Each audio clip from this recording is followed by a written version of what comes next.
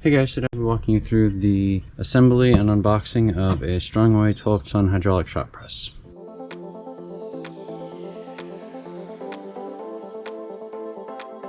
Gone ahead and laid everything out here. Went right to the back looking at the parts list for assembly, and first thing I realized was I was going to have to lay out all of these nuts, bolts, washers to make sure I actually knew which ones were which, since some of them look very similar. For example, these two, but they're actually different. So you will have 8 M12 by 25 millimeter bolts, 8 washer 12, 8 spring washers, 8 nuts, 4 M10 by 30 bolts, 4 washer 10s, spring washer 10s, be a socket head cap screw M6 by 20, which I believe is this. Have a washer 6. You'll have a spring washer 6. You'll have 3 nuts M6. And there'll be a few other items as well. Here's the full assembly diagram in case you lost yours. So with that out of the way, let's get to the actual assembly.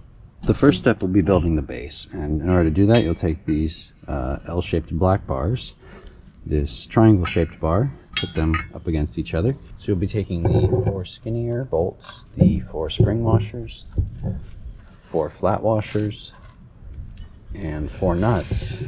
I'll be using 4 of those to secure those long red metal pieces to your base. And it's going to look something like this.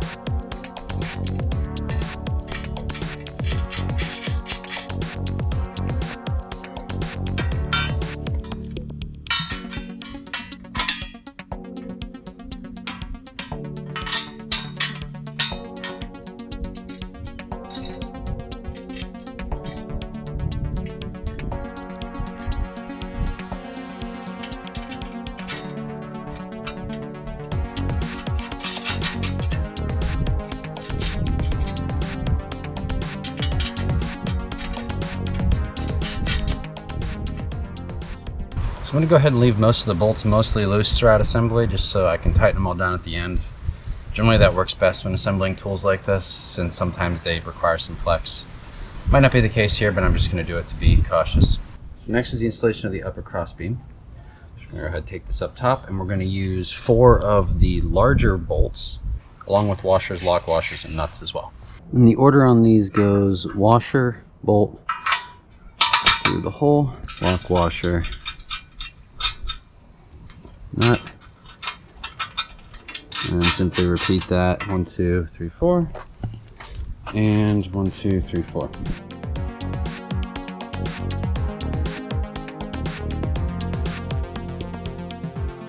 Now that we got both sides all in here, once again, just gonna do them finger tight and just leave them loose for now, and I'll tighten them the rest of the way down at the end. Next, we'll be attaching this piece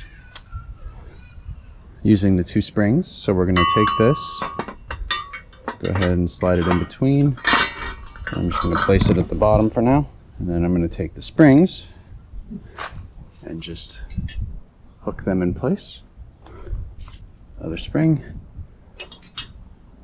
Using these hooks and those nuts, I'm going to go ahead and suspend this from here.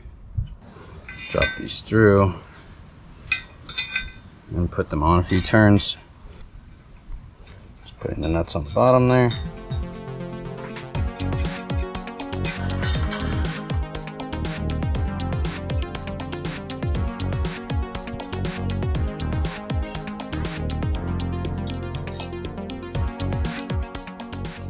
From there on the bottom, I'm just going to snug these nuts all the way down so that there's nowhere for the spring to come out.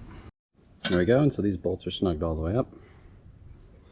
So you'll notice at this point, all we have left really is this ram, 2 washers, 1 nut, and 1 screw.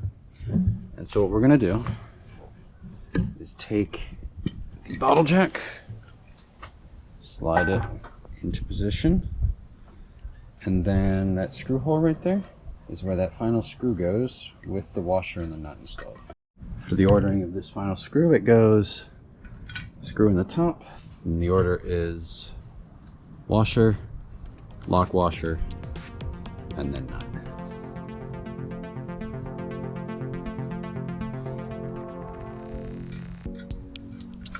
Finally, we have 2 pins that we slide in place. Those pins are used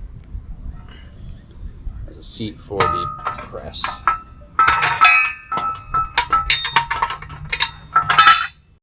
With everything assembled, go ahead and just secure all 8 bolts up top in place. Secure this 1 screw here and secure the 4 bottom base bolts. At least all the big ones are 3/4, so I've got myself a 3/4 impact socket and 3/4 wrench. So the upper large 4 bolts are all 3/4 and the lower ones are all 17 millimeter. Let's get them tight.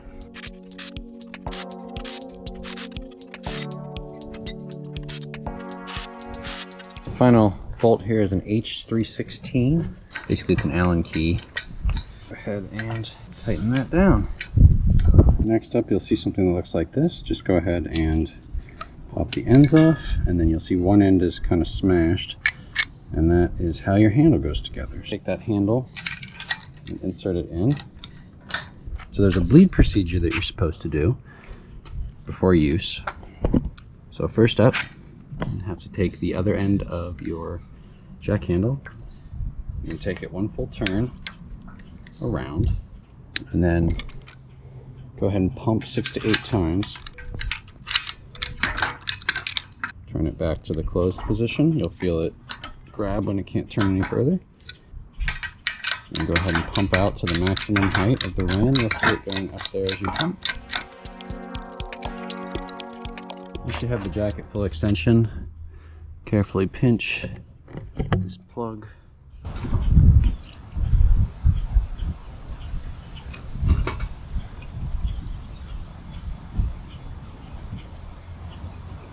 You kind of hear it hissing. Alright, not hearing any more hissing, so I'm going to go ahead and turn the jack back up to its original position. I do that by going ahead and loosening. And it says to repeat this procedure as many times as necessary to get all the pressure out. Also, it says if it doesn't automatically return all the way, to just push it back up. So once you've completed that procedure, you should have a properly working bench press. So hope this helps you, and I'll see you in the next one.